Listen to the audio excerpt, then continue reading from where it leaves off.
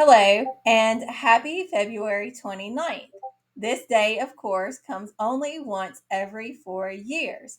And today is a very fun tag video. This tag is called the leap year tag. So if you are new here, welcome to my channel. If you are returning, welcome back. And my name is Jen, and this is Literary Love 123. And I like to use my master's in English to discuss horror and other genres too from an academic standpoint. But I also like to just have a good time talking with you all about books. So today is one of those fun videos. So let's go.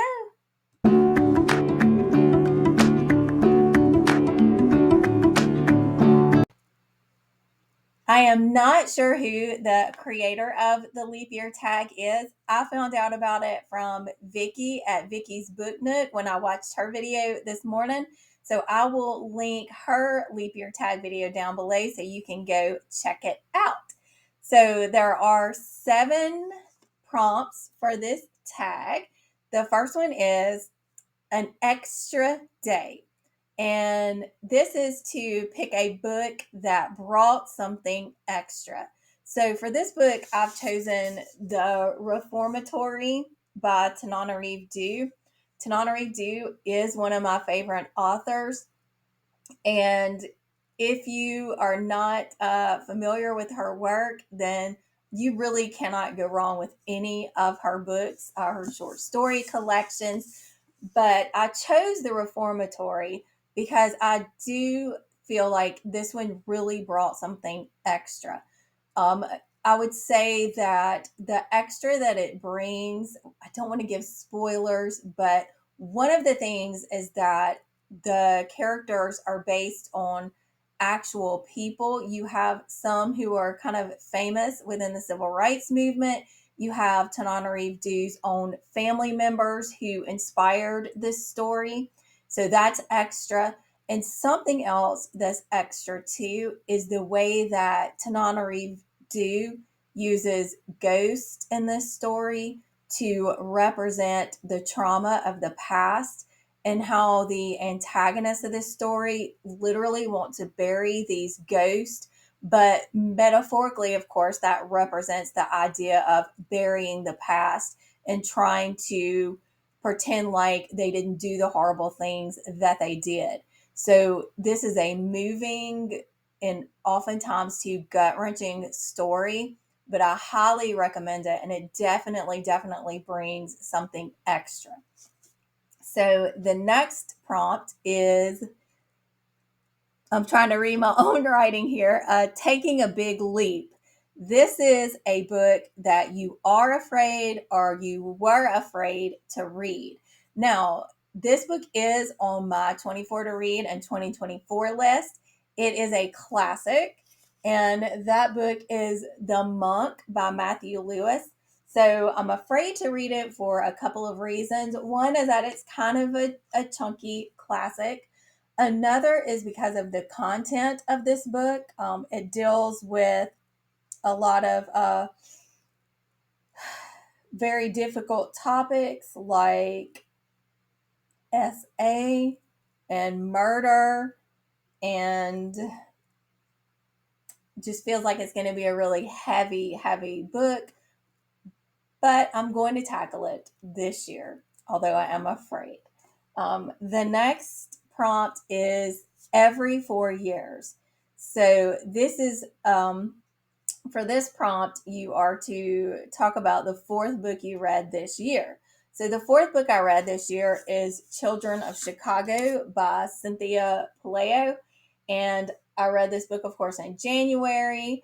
And I talked about it on my January wrap up. So I'm not really going to say a lot about it here, but it brings fairy tales, especially the Pied Piper, into contemporary Chicago, and draws on some of the themes of those fairy tales, but brings it into a modern setting. And like I said, if you want to know more about it, you can check out my January wrap up video. The next prompt is 366 days in a year. So for this prompt, you were to go to your third shelf, and I have shelves in pretty much every room of my house. So I couldn't really pick necessarily a third shelf. So what I did is you can probably, I'll scoot my chair over back there. You can see my TBR cart. So what I did was to look at the third, the bottom row on my TBR cart to do this part of the prompt. So third shelf, name the sixth book on your shelf. So the sixth book on the third row of my TBR shelf or cart is The Black Maybe. And these are liminal stories by Attila Varese. And I haven't read it yet. Obviously, it's in my TBR cart, but it is the sixth book on that third or bottom row. Then the next part of the prompt is to then take the sixth book after that book and talk about it.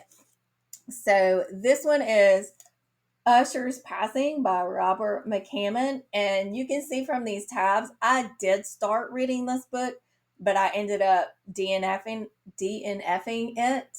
It was a hard DNF. I would say it was pretty much as a soft DNF. I just wasn't feeling it at the time. But I do feel like I will revisit this. And this is connected to The Fall of the House of Usher by Edgar Allan Poe. Edgar Allan Poe himself is a character at the beginning of the book.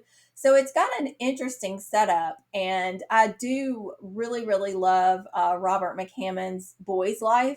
That's the only other book I've read by him, but I really did enjoy it. So I feel like I'll pick up Usher's Passing again one day when the time feels right. So the next prompt number 5, well, first of all, it's called Leaping Ahead.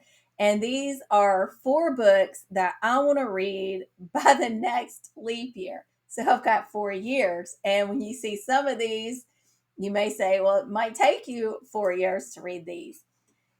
Okay, yes, I am a constant reader. Yes, I'm a huge fan of Stephen King. My master's thesis in my master's in English program, I wrote on 4 women characters of Stephen King: Carrie, Beverly, Jessie from Gerald's Game, and Dolores Claiborne. But with that being said, I have a little confession here to make. I have not read all of Stephen King's books, and the ones that I want to read before the next leap year, some of you may be shocked, disappointed, upset that I haven't gotten to these yet. But before the next 4 years, I'm going to get to these. So the first one is Firestarter. I've seen the original movie with Drew Barrymore and George C. Scott when I was like a kid, but I still need to read the book. I haven't seen the new version of it. Then I need, okay, this gonna upset y'all. I still need to read The Stand. I mean, it's just like a little book, right? Just, just a little book here. And then I need to read Needful Things. Again, just a really small, short book, right? Just a little bit there.